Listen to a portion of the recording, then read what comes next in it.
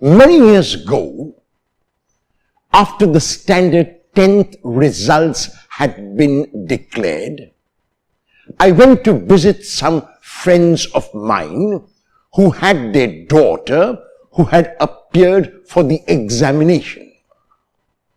From what I knew, she was a very intelligent girl, and I was confident that she would have done exceedingly well. As soon as I entered the home, the mother said to me, "Father, you must talk to this girl and put some sense into her.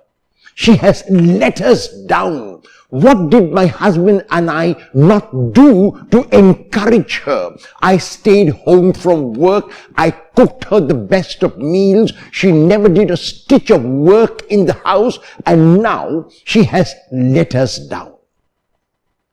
With the mother talking like this, I assumed that the girl had failed. And so I said to the mother, success and failure are two sides of the same coin. It does not appear if she has failed, she can appear again. The mother said, "What failed, father? She has passed." I was taken aback. I said, "What did you say?" "Yes, she has passed." And then I said, "But what is the problem?" Then I once again assumed that maybe the girl had got a very low percentage. And I said to the mother, even if she has a low percentage now, she can take a faculty that she is interested in, and I'm sure she will do well, because there are some students who might not like this or that subject, and therefore you don't need to take it once you finish school. You can take the faculty which you think you are good at. So therefore, she can get into a college now, and I'm sure she will do well. The mother said, "What just passed, father? She has got 90%. I was stunned.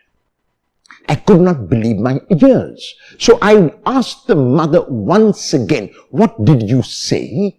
And the mother said to me, "She has passed and she got 90%. I said, "Then what is the problem? Why are you so upset?" The mother said to me, "The neighbor's daughter got 91.5. The story is not over.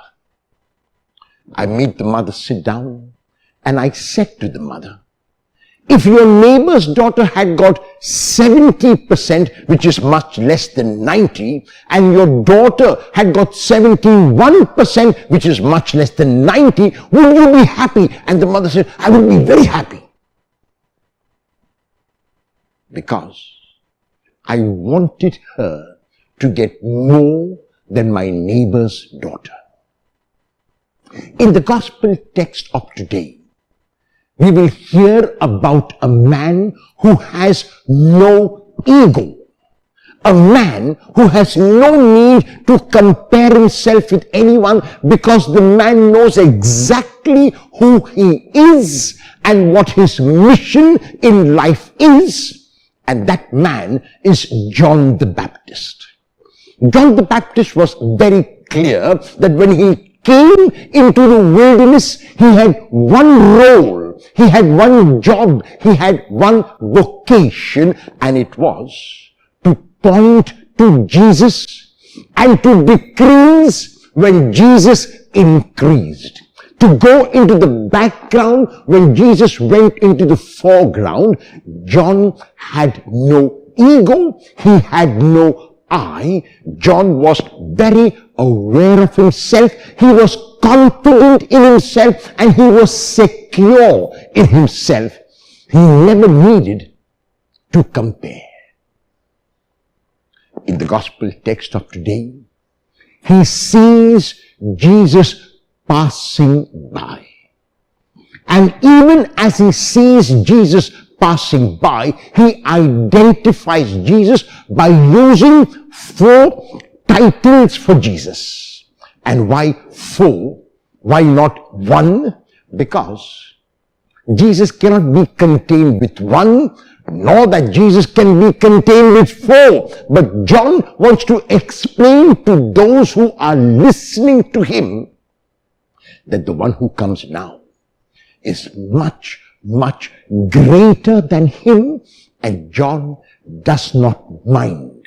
Because he is secure in himself, he knows where his authority ends, he knows what he has to do, he knows what his own vocation is. And so as Jesus passes by, the first of the four titles John uses is, "This is the Lamb of God."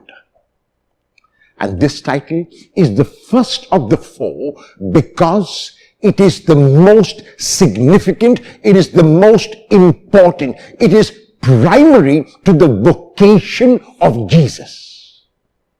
And the reason where John the Baptist identifies Jesus as the Lamb of God is because he knows that Jesus is going to be the Paschal Lamb. Jesus is going to be the lamb that is led to the slaughter. Jesus is going to be that lamb which will be slain for the salvation of the whole world. And that is why John identified Jesus with the first title to Jesus, the Lamb of God. The second title John uses is that Jesus is the pre-existent one. He existed much before him. He existed already with the Father. At the beginning of his gospel, the evangelist tells us that in the beginning was the Word, which is Jesus, and this Word was with God, and the Word was God. The Baptist is aware that this Jesus, even though he comes after him in time chronologically, existed before him in the heavens with his Father. So Jesus is the Lamb of God. Jesus is the pre-existent one, and Jesus is the carrier or the vehicle of the Spirit. Jesus has the Spirit in him. Jesus carries the Spirit with him, and Jesus communicates the Spirit of God to whoever is open.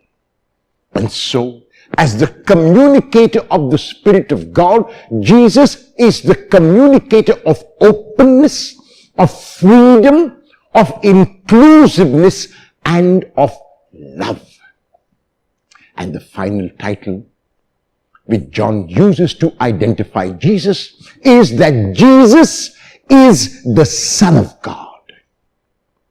And there is something beautiful about the first and the fourth titles which we must take for our reflection.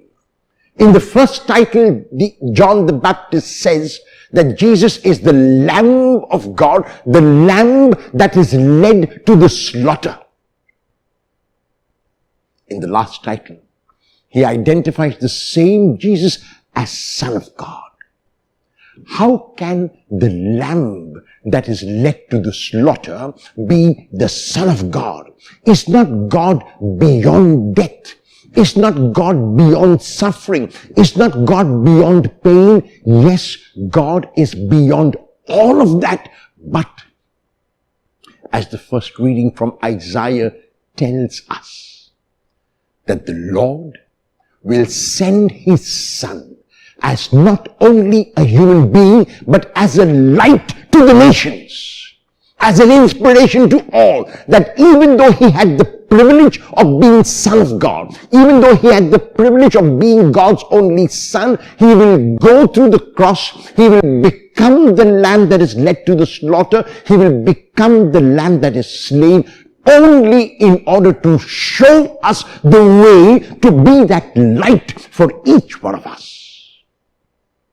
On this second Sunday, in ordinary time, Jesus continues to be that inspiration which every one of us can draw from.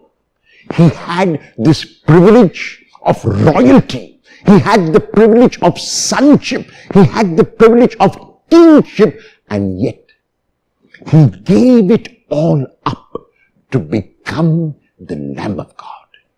If we are to imitate Jesus, if we are to be inspired by him, we cannot do so only by looking at him.